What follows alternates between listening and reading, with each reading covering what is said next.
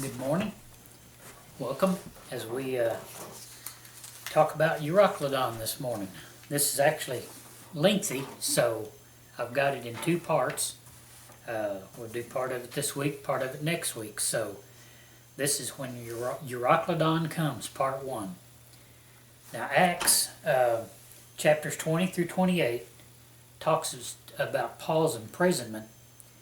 Now the Jews at Jerusalem, and in particular Ananias the high priest and the Sanhedrin council, they've been plotting to kill Paul for quite some time.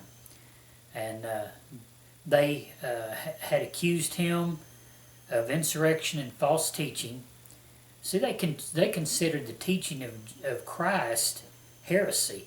They didn't believe that Jesus fulfilled the law, and they didn't want that to happen anyway, because if the law was fulfilled and he was now our high priest, that put them out of business. So they didn't like this teaching of Jesus. So they were accusing Paul of insurrection and false teaching, and they had several times attempted to kill him, and their plans had been thwarted. Okay, so anyway, Paul was taken to Caesarea, where the Jews couldn't get to him, couldn't harm him, because he was in prison. And he was in prison in Caesarea for 2 years.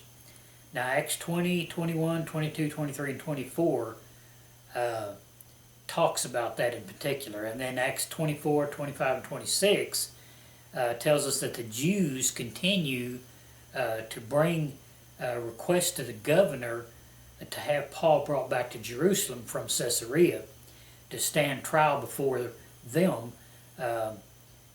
And they didn't intend for him to even go to trial. Okay, they intended to kill him somewhere along the journey.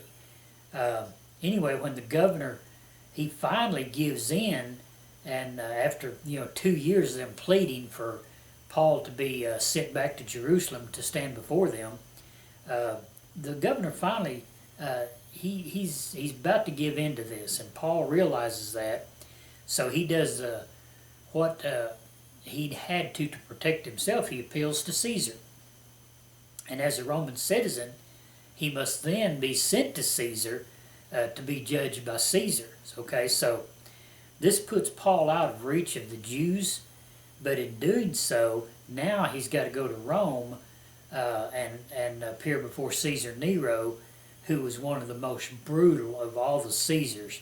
I mean, this guy, he was evil, just absolute evil.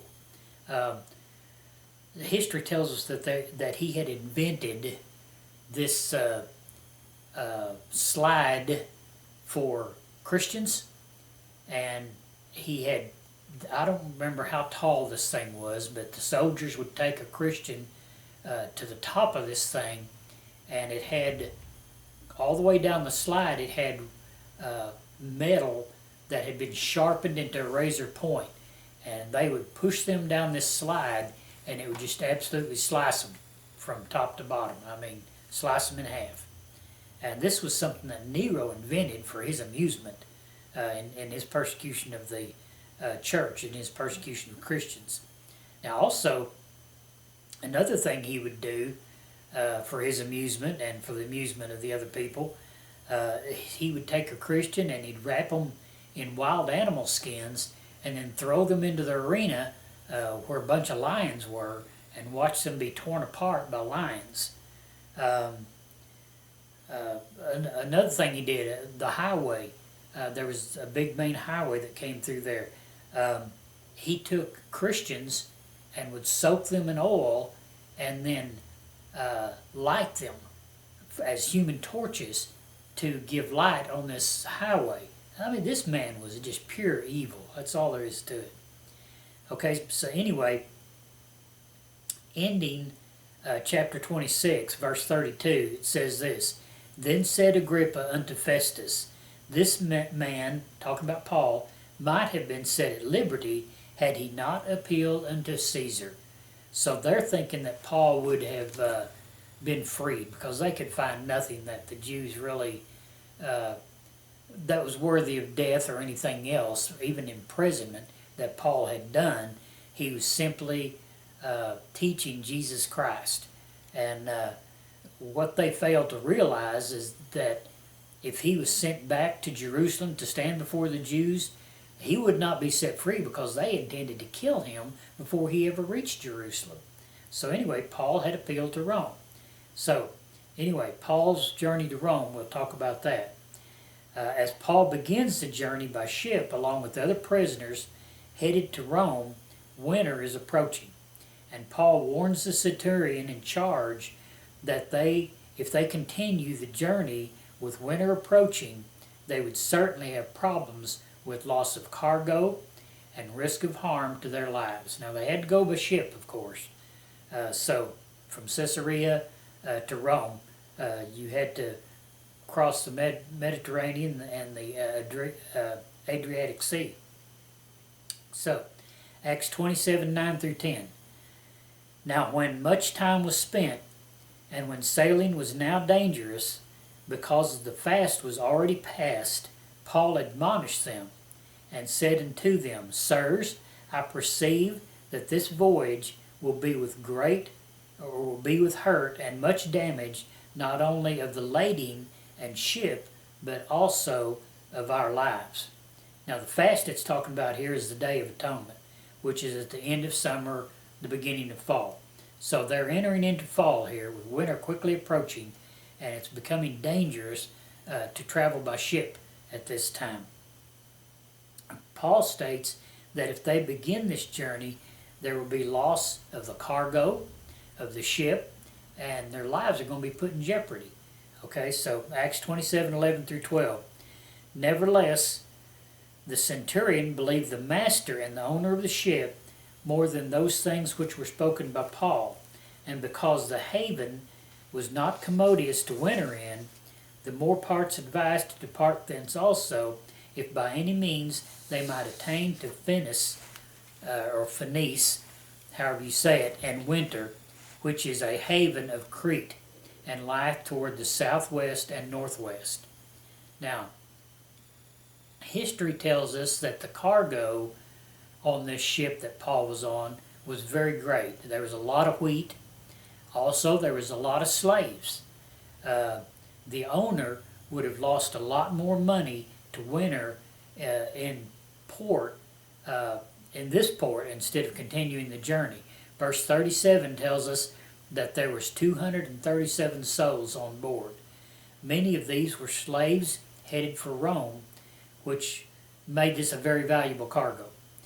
To delay for 6 months until better weather would require feeding, housing, and care for these slaves, which would have been at great expense because the place that they were at was called the Fair Havens, and Paul says it was not commodious to winter in. In other words, this port was not equipped to handle this many people, to house them through the winter. So what they thought they would do, it would have been very expensive, okay, and not much comfort. So their hope was to reach a better port in Phenice, which was about 40 miles west along the course of Crete. This would have been a day's journey, during good weather. And this port was it was a renowned port. It was equipped with the resources to house this many people, and the cost would not have been as exorbitant. Okay, so the owner of the ship, he decides that he wants the ship to go to this other port in Phenice, which is 40 miles away, and if he's going to have to winter them, he wants his people to be comfortable, and he wants the lowest cost possible. So Acts 27:13, and when the south wind blew softly, supposing that they had obtained their purpose, loosing thence they sailed close by Crete. Favor seems to be with them. Okay, there's a south wind that came up and was blowing, just a soft south wind, perfect for sailing. Their destination should have only taken them a day to sail this 40 miles from Fair Havens to Phenice. Okay, it's just not that far away by ship. But here's what happens.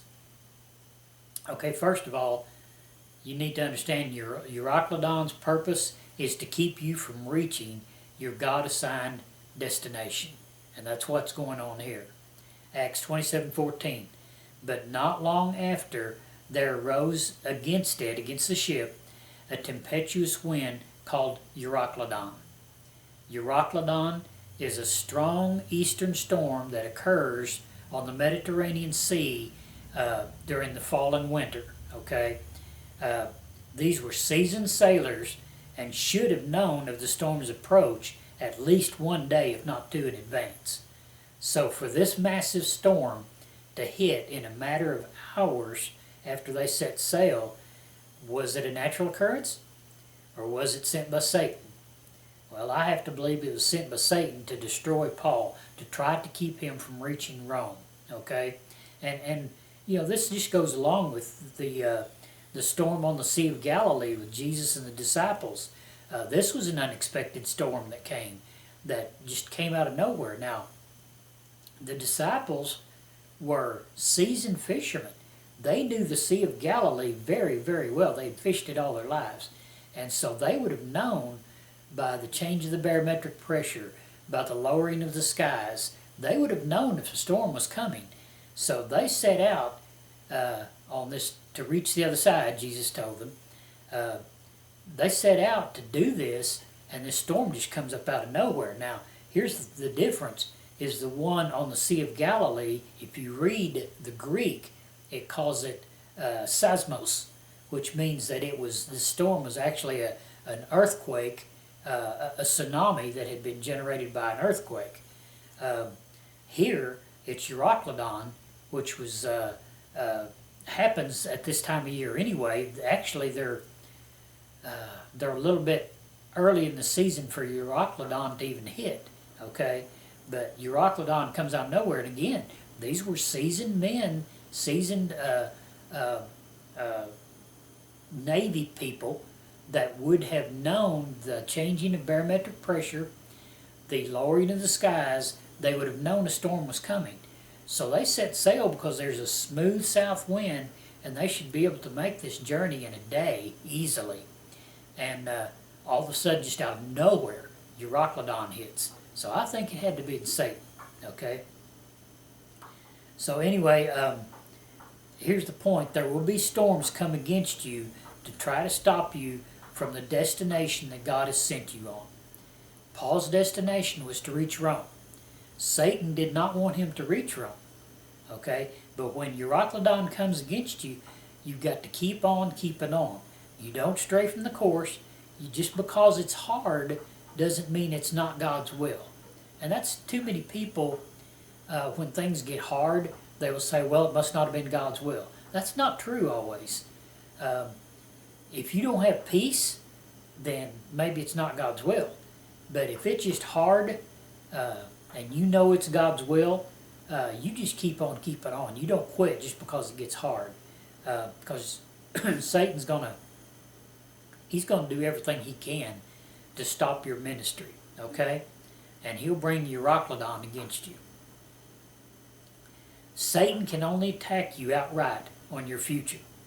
He can't do anything about your past because your past is under the blood and under the grace of Jesus, and he has no ability to go back and change the past anyway.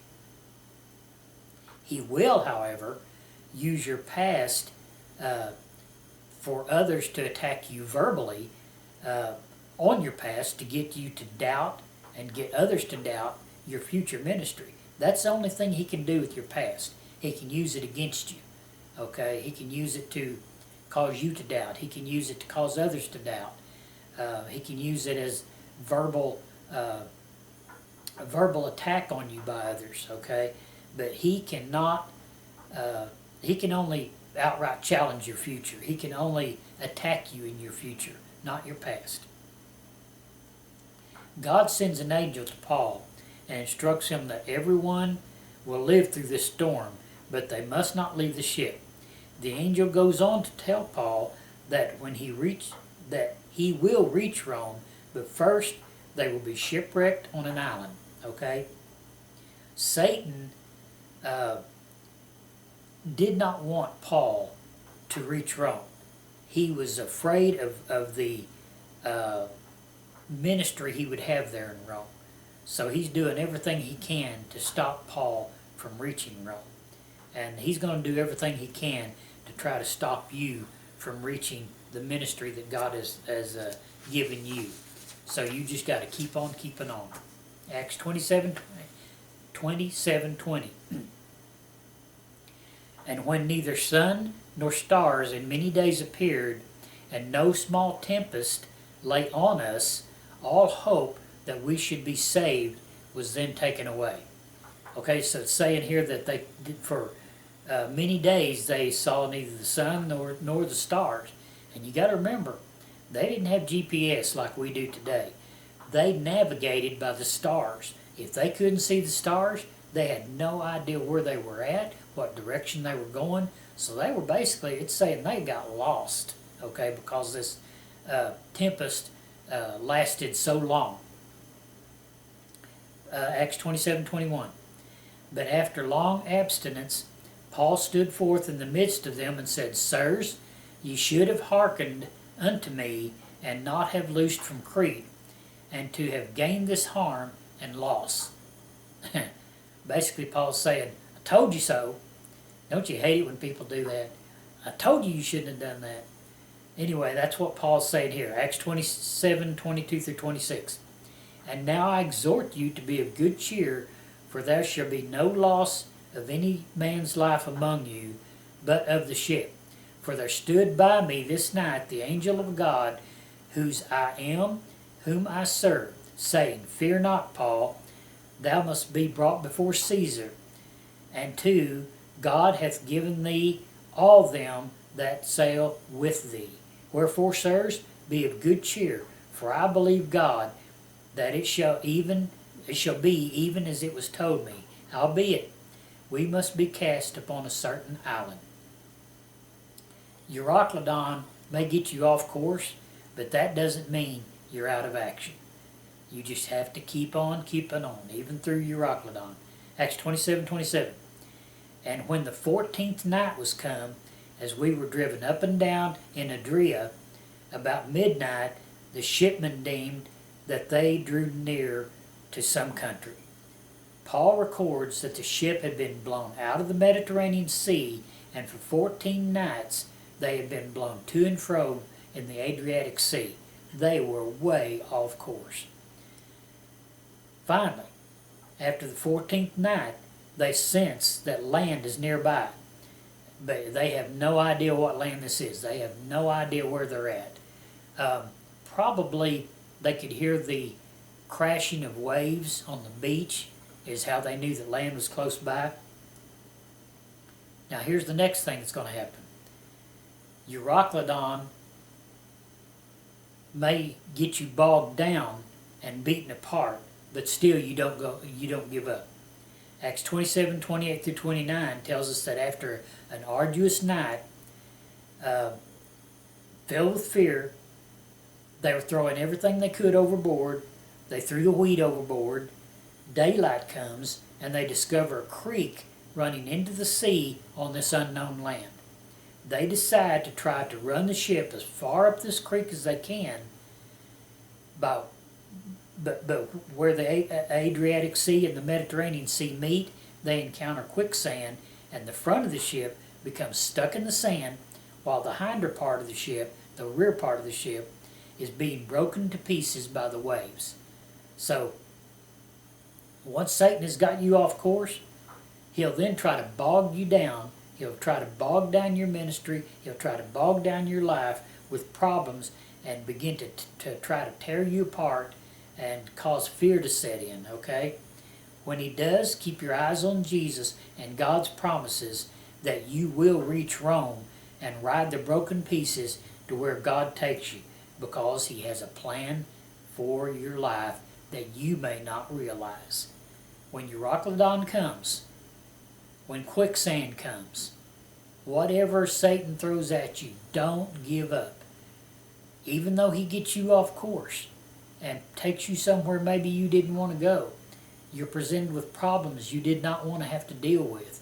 God will use those problems for a greater ministry, for a greater outcome. And we're going to see that next week. That's all we're going to do for today. We'll pick this up next week. Please be sure and join us for the conclusion of this, for part 2 of When Euroclydon Comes. May God bless this reading of His Word. May God give you revelation knowledge of this reading of His Word by His Holy Spirit. May you be blessed. Just go with God.